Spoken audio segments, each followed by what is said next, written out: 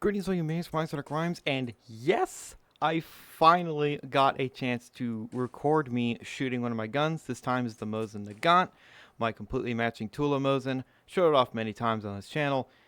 So this was a lot of fun, and also this was the first time of me actually standing up and shooting. I'm normally used to sitting down. Now, the Mosin has a lot less recoil than standing up than sitting down. You know, you can see in this footage, it is shoving me, but it's not that bad. So I started off with stripper clips, but range officer said you can't do that because apparently back in the day, a few times people have like got their Mosin explode on them from multiple rounds. I'm like, I don't see that's how that's possible. Either they are overpressuring it like crazy, it was already broken, or both. The Mosin Nagant has a very strong action. The normal pressure of a Mosin is more significant than the ammo I'm using, which is 148 grain steel case Tula ammo. The first target here, I was shooting at 50 yards, and I would later learn at the 100 that someone filed down the front post, making this thing hit really high, even at 100. And that is so fucking infuriating that someone took a gorgeous rifle like this, seriously, there's less and less surplus around, and decided to file down the front post. That is obnoxious. That is so obnoxious. But in terms of loading, I was only allowed to do one round at a time after my 2 clips, which is not fun. It's not that fun to fire a round, open it, then put another one in, and then close it and then fire. It's much more fun to do all 5 and then use a stripper clip. The stripper clips I'm using are reproduction stripper clips. They are pretty good. They need to be worked in. Some of them are a little tight. Others are extremely easy to use. But whatever. Also, you can see my face in this video, and I don't really want to show myself too much anymore. So, if at all possible, I am going to, once I actually do more range stuff, more shooting videos, I'm going to be wearing something that's going to cover me. Anyway, so this was pretty damn fun. It was a little warm. There was a lot of people shooting around. You could hear it, but it wasn't that busy. Someone was shooting an M1 Garand, and I'm jealous of that dude for owning one because I would love to own an M1. They're sweet rifles. But the Mosin is beautiful. The front sight, I believe I have zeroed perfectly in terms of windage. It's just someone named Bubba or Fudd, or their fucking fusion, decided to just fuck the front sight. That is so goddamn awful. But I did, in fact, have quite a lot of fun. I really hope the next time I go there, it's probably going to be bringing my SKS. I need more ammo for it, and I really hope they allow me to use my stripper clips, because one round at a time out of a semi-auto is fucking sad. No. Hopefully it's all good. But a bonus of using the steel case stuff, other than it being lower pressure and slightly less recoil, is, well, you could just use a magnet to clean up all the casings on the ground because it's made of steel. It's magnetic. That's cool.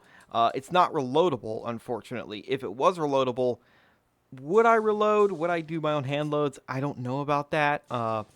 Maybe, maybe not. Now, if I owned, an old rifle that was using its own proprietary cartridge that is really hard to get, then I would hand load. But 7.62x54 rimmed is fairly cheap and fairly available. Just be careful about surplus stuff. Seriously, be very careful about surplus stuff. It was a whole lot of fun. I just really wish I could have used the stripper clips. But anyway, this is my target at 50 yards. I don't know how many rounds I put through. Maybe 30. I don't know. Not bad. Really not bad. Especially because I'm not experienced shooting this standing up. Even though it was resting on something, it was a bit different than sitting down. And I'm not the greatest shot in the world. I am getting better and better, but I don't really care. This was completely my fault This is not the rifle. This is not the ammo. Don't even. Don't even. The Mosin Nagant is accurate out to 1,000 yards, as a lot of these old bolt actions are. They're a lot more accurate than some people might expect or think. Yes, it's not a 6.5 Creedmoor. I don't care about a 6.5 Creedmoor. If I'm going to spend over $4 grand on a rifle, I'm getting a Scar. Regardless, this is not bad grouping. Definitely could use some adjustment. And then we move on to the 100 yard after a target change. And I do awful here. I really wish I should have took a picture of it. The grouping that I had over the target on the wood and plastic wasn't awful. However, it was really high. It was very high because, again, the fucker named Fudd or Bubba or both decided to file down the front sight. It is really goddamn infuriating because at 100 yards is not 100 meters. The Mosin is battle 0 to 100 meters. I should be just, aiming down a little bit, maybe aiming at the gut, and that should be hitting near center mass. It's not doing that. I was aiming at the gut, but it was hitting way over the head on this target because it's a person target.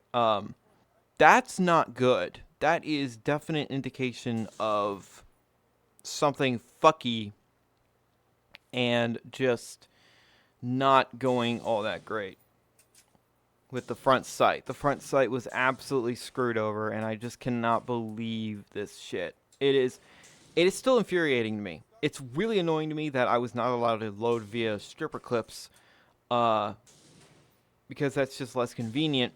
But it was really annoying to me that someone decided to screw with this rifle. I thought this rifle was Bubba free. I thought it was perfect. No. His rotten, twisted, sadistic hands decided to take a beautiful Russian rifle like this and ever so gently screw it over. That's not fucking cool. If you find a lot of these old rifles and they are completely Bubba free and you're a gun owner, buy it. I don't care if it doesn't mesh with what you normally do. We need to get these rifles out of these hands of these people that butcher these old things. Leave the SKS alone. Leave the Mosin Nagant alone. Leave the Lee Enfields alone. Leave the Kar 98Ks alone, especially the Kar 98Ks, because less and less of them are around because stock breakage via overpressured ammo. And be careful about 8mm Mauser. Anyway, it's just, god damn it, that annoys me. God damn it, that annoys me. I'll stop. But it was a very fun day. It was pretty warm. I'm glad that I brought a drink. It's just, man. Another annoying thing about this range, it's about a 50-minute drive one way. Yikes. But they allow me to film, so I'm going to be filming there again. Next time is probably going to be my SKS. I don't not guarantee anything. Maybe I'll just take my RDB and see if I can finalize the 0 if it needs to be finalized. I'm pretty sure the RDB's red dot is zeroed fully. But, maybe there's some improvements. Just like with the Mosin front sight. Maybe I can move it over a little bit. Surprisingly, the front sight of the Mosin is really, really easy to adjust, especially with the tool, and it's very fine adjusting. It's great. You can move it over by just the tiniest little bit. It's great. I have a soft spot for the Mosin because it's my first rifle. I'm always going to have a soft spot for it. And the bolt and trigger are fantastic. It's a 4-pound trigger. Really, no take up at all. No creep, no mush. Just crisp. Very little take up. It's basically you touch it and it goes off. It's fantastic. Well, it's not really a touch trigger, but you get what I mean. And I'm so glad I finally was able to do some shooting on camera at long last. God damn. So I'll leave you guys with some footage of me doing some shooting without me talking over it. So thank you guys so much for watching. And remember, in Trilby, we trust.